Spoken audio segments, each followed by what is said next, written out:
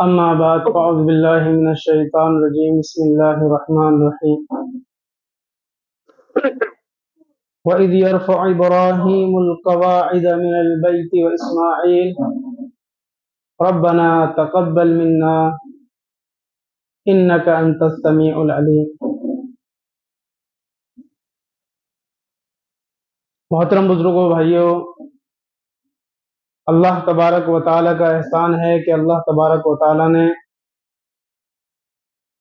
ہمیں ایمان اور اسلام کی دولت عطا فرمائی،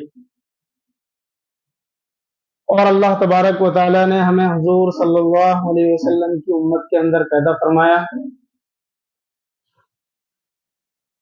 اللہ تعالیٰ نے ہمیں اپنی عبادت کی توفیق بھی عطا فرمائی۔ اس طرح کے بہت سارے اللہ کے انعامات اور اللہ کے احسانات ہمارے اوپر ہیں۔ ابھی ایک طرف حاجی حضرات حج سے فارغ ہو چکے، جن کو اللہ نے توفیق دی، جن کو اللہ نے بلایا، وہ حضرات اسلام کے اہم فریضے حج کی تکمیل کر چکے، اور جو اپنے مقام پر تھے، جو اپنے گھر پر تھے، وہ قربانی کے واجب سے فارغ ہو چکے۔ یہ دونوں عبادتیں بڑی اہم عبادت ہیں، اور یہ یادگار ہیں حضرت ابراہیم اور حضرت اسماعیل علیہ السلام کی۔ حج کے بھی بہت سارے فرائض، ارکان، یہ حضرت ابراہیم کی یاد کو تازہ کرتے ہیں، حضرت اسماعیل علیہ السلام کی یاد کو تازہ کرتے ہیں۔ ان دونوں حضرات سے اللہ نے اپنے گھر کی تعمیر کا کام لیا۔ کتنا اونچا کام تھا کہ اللہ نے دنیا کے اندر جس کو اپنا گھر کہا ہے، اور تمام انسانوں کو اس کی طرف رخ کر کے عبادت کرنے کا حکم دیا ہے۔ چاہے انسان دنیا کے کسی بھی کونے میں ہو، جب تک وہ اس گھر کی طرف رخ نہ کرے گا، اس کی نماز بھی نہیں مانی جائے گی۔ تو اس سے اندازہ لگاؤ کہ کتنا عظیم الشان وہ گھر ہے جس کی تعمیر اللہ تعالیٰ نے حضرت ابراہیم علیہ السلام سے کرائی۔ تو حضرت ابراہیم علیہ السلام اس گھر کی دیواروں کو بلند کر رہے تھے۔ قرآن میں اللہ نے فرمایا کہ اس وقت کو یاد کرو کہ جب حضرت ابراہیم علیہ السلام بیت اللہ کی بنیادوں کو، اس کی دیواروں کو بلند کر رہے تھے، اٹھا رہے تھے، اور اسماعیل بھی، یعنی حضرت اسماعیل علیہ السلام تو چھوٹے تھے لیکن وہ اس کام میں ساتھ دے رہے تھے۔ روایت میں آتا ہے کہ حضرت ابراہیم علیہ السلام تو دیواروں کی چنائی کا کام کر رہے تھے، اینٹ پر اینٹ رکھ کے اس کی دیواروں کو بلند کر رہے تھے، اونچا کر رہے تھے، اور ساتھ میں حضرت اسماعیل علیہ السلام جو ہے اس کے لیے جو گارے کی ضرورت پڑتی ہے اینٹوں کو ملانے کے لیے، وہ گارا بنا کے اور دے رہے تھے۔ تو دونوں سے اللہ تعالیٰ نے اپنے گھر کی تعمیر کرائی، اور دونوں نے اس عظیم الشان گھر کی تعمیر کی۔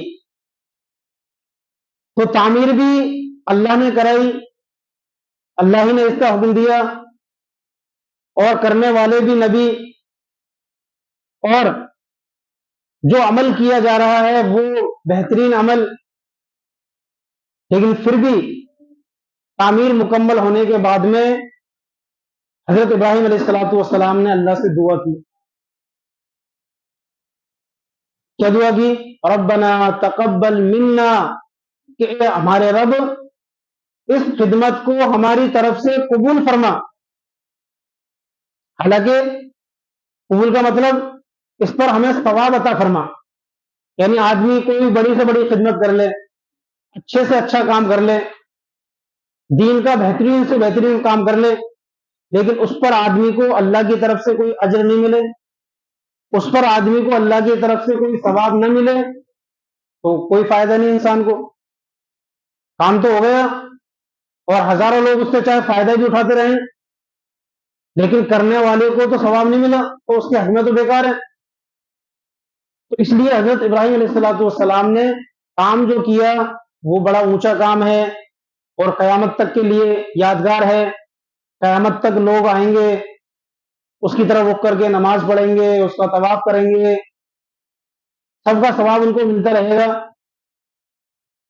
لیکن پھر بھی حضرت ابراہیم علیہ السلام نے اللہ سے یہ دعا کی کہ اللہ تعالیٰ ہماری اس خدمت کو قبول فرما. تو اس سے پتہ چلتا ہے کہ آدمی کو کوئی بھی خدمت کرنے کے بعد میں، یہاں تک کہ اللہ کی عبادت کرنے کے بعد میں، اس کو قبول کرانے کی اللہ سے دعا بھی کرنا چاہیے. اسی لیے ہر نماز کے بعد میں دعا رکھی گئی ہے کہ نماز کے بعد میں انسان جو ہے دعا کرتا ہے. تو دعا جو ہے یہ بھی ایک اہم عبادت ہے. اہم عبادت اس لیے ہے کہ اگر آدمی کی عبادت قبول نہیں ہوئی تو وہ بیکار ہے. اس لیے حدیث میں فرمایا الدعاء مخ العبادہ، دعا یہ عبادت کا مغز ہے، عبادت کی بنیاد ہے دعا. تو عبادت کی بنیاد اسی لیے ہے کہ اس کے ذریعے سے جو عبادت بندے نے کی ہے اس کو قبول کرانے کے لیے اللہ سے درخواست کی جاتی ہے. تو حضرت ابراہیم اور حضرت اسماعیل علیہ السلام کے اس عمل سے ہمیں یہ پتہ چلا کہ ہم کوئی بھی عبادت کریں تو ضروری نہیں کہ وہ عبادت اللہ کے یہاں قبول ہو جائے. ہو سکتا ہے اس کے اندر کتنی کمیاں کوتاہیاں رہی ہوں، جس طریقے سے اللہ نے کرنے کا حکم دیا اس طریقے سے نہ معلوم ہم نے کری یا نہیں کی، وہ عبادت ہم سے اس طریقے سے ہو پائی یا نہ ہو پائی. اور اس کا حقیقی پتہ تو آخرت میں چلے گا. جب تک آدمی دنیا کے اندر موجود ہے اس کو اس بات کا پتہ لگنا مشکل ہے کہ میری عبادت یہ قبول ہوئی کہ نہیں ہوئی، اس لیے کہ اس کو کوئی بتانے والا نہیں ہے. تو اس لیے ہر انسان جو بھی عبادت کرے، چاہے وہ نماز ہو، چاہے وہ روزہ ہو، چاہے وہ حج ہو، چاہے وہ زکوٰۃ ہو، چاہے وہ قربانی ہو، چاہے وہ اور کوئی عبادت ہو یا اور کوئی دین کا کام ہو، اس کو کرنے کے بعد میں پھر اللہ سے ڈرتے بھی رہنا چاہیے اور اللہ سے اس کے قبول ہونے کی دعا کرنا چاہیے. اس لیے کہ آدمی نے عبادت تو کی لیکن وہ قبول نہ ہوئی اور اس پر کرنے والے کو کوئی ثواب نہیں ملا، کوئی اجر اور انعام نہیں ملا، تو کرنے والے کے حق میں بیکار ہے. تو اس لیے چاہے وہ عبادت ہو، چاہے وہ حج ہو، چاہے وہ قربانی ہو، اس کے کرنے کے بعد میں آدمی کو اللہ سے دعا بھی کرنا چاہیے. اسی لیے ہم ہر نماز کے بعد میں چاہے مختصر سی دعا کرتے ہیں لیکن دعا ضرور کرتے ہیں. اور اللہ کے نبی صلی اللہ علیہ وسلم کا یہ معمول تھا کہ ہر فرض نماز کے بعد میں مختصر الفاظ ہوتے تھے آپ کی دعا کے، زیادہ لمبی چوڑی دعا نہیں ہوتی تھی، 15-20 سیکنڈ کی، 30 سیکنڈ کی، اتنے الفاظ ہوتے تھے. اور حدیث کی کتابوں میں وہ الفاظ موجود ہیں. مختلف طریقے سے اللہ کے نبی صلی اللہ علیہ وسلم نے ہر فرض نماز کے بعد میں دعا کی، کیونکہ عبادات میں، نمازوں میں اصل اہم یہ فرض ہی ہیں. تو ہر فرض کے بعد میں اللہ کے نبی صلی اللہ علیہ وسلم نے مختلف الفاظ کے ساتھ میں دعائیں کی. کبھی اللہ کے نبی صلی اللہ علیہ وسلم نے ان الفاظ کے ساتھ دعا کی اللہم انت السلام ومنک السلام والیک ارجع السلام تبارکت یا ذا الجلال والاکرام. بس اتنے الفاظ جو اس میں ہے، اور جتنا ٹائم اس کے پڑھنے میں لگا اتنی مختصر سی دعا کی. کہیں دوسرے الفاظ ہے، کہیں ہے اللہم انی علی ذکرک و شکرک و حسن عبادتک. کہیں ہے اللہم لا مانع لما اعطیت ولا موتی لما منعت ولا ينفع ذا الجد منک الجد. تو مختلف الفاظ حدیثوں کے اندر موجود ہے. کبھی اللہ کے نبی صلی اللہ علیہ وسلم نے ان الفاظ کے ساتھ دعا کی، کبھی ان الفاظ کے ساتھ دعا کی، کبھی ان الفاظ کے ساتھ دعا کی، لیکن ہر دعا جو ہے بالکل مختصر سے. تو اس سے بھی اس بات کا پتہ چلتا ہے، حالانکہ نماز پڑھانے والے اللہ کے نبی جو سارے انسانوں میں سب سے بہتر اور اللہ کے بعد میں جن کا مقام اور مرتبہ ہے، نماز پڑھانے والے وہ اور نماز پڑھنے والے پیچھے صحابہ کرام، لیکن پھر بھی خود اللہ کے نبی صلی اللہ علیہ وسلم دعا کر رہے ہیں اور صحابہ کرام بھی دعا کر رہے ہیں ہر فرض نماز کے بعد میں. تو نماز پڑھانے والی ہستی اتنی اونچی اور نماز پڑھنے والے صحابہ کرام جن کو اللہ نے جنتی ہونے کا فیصلہ سنایا، جن سے راضی ہونے کا اللہ نے اعلان کیا، لیکن وہ بھی اپنی عبادت کرنے کے بعد میں اللہ سے ڈرتے ہیں کہ نہ معلوم جس طریقے سے عبادت کرنے کا حق ہے وہ حق ہم سے ادا ہوا یا نہ ہوا، جس طریقے سے عبادت ہمیں کرنی چاہیے نہ معلوم ہم سے وہ عبادت ویسی ہوئی یا نہ ہوئی. اس لیے اس عبادت کے کرنے کے بعد میں پھر اللہ سے دعا کرتے ہیں کہ اللہ جیسی عبادت ہم نے کی اس عبادت کو تو قبول فرما. تو حضرت ابراہیم اور اسماعیل کے اس عمل سے اور اللہ کے نبی صلی اللہ علیہ وسلم کے ان طریقوں سے ہمیں اس بات کا پتہ چلتا ہے کہ جب اتنی بڑی بڑی ہستیاں حضرت ابراہیم، حضرت اسماعیل اور خود ہمارے نبی صلی اللہ علیہ وسلم کوئی بھی عبادت کرنے کے بعد میں، نیک عمل کرنے کے بعد میں اس کی قبولیت کے لیے اللہ سے دعا کر رہے ہیں، تو ہماری عبادتوں کا کیا حال ہے وہ تو ہم سب جانتے ہیں. اس لیے ہمیں بھی ہر عبادت کرنے کے بعد میں اللہ سے دعا کرنی ہے.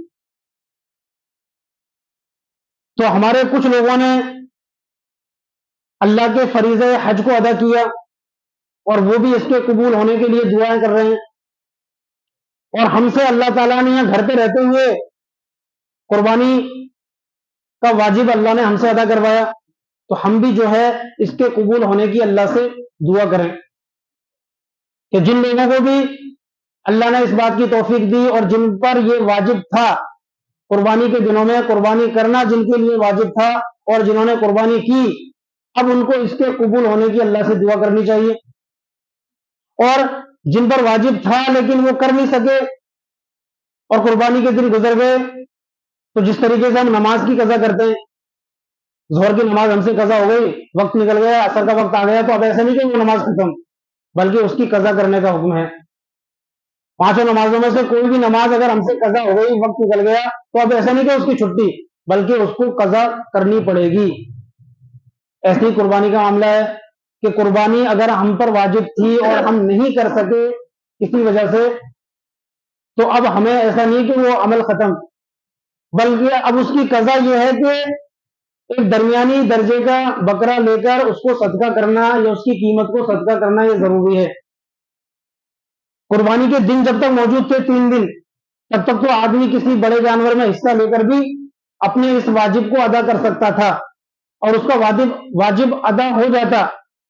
لیکن اب جب قربانی کے دن گزر چکے تو اب جو ہے کسی جو حصے میں جتنے پیسے لگ رہے تھے وہ حصے کے پیسے صدقہ کرنے سے قضا نہیں ہوگی. اب تو ایک متوسط درمیانی درجے کے بکرے کی قیمت صدقہ کرنی پڑے گی.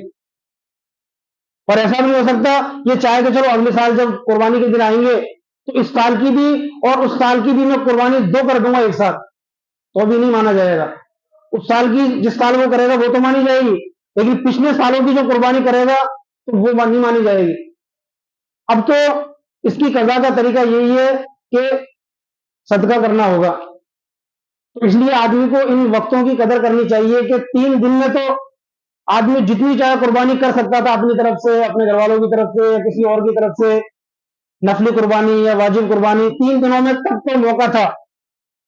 چھوٹے جانور کی بھی کر سکتا تھا، بڑے میں بھی حصہ لے سکتا تھا، لیکن جیسے ہی یہ 3 دن گزر گئے اب جو ہے یہ موقع نہیں ہے.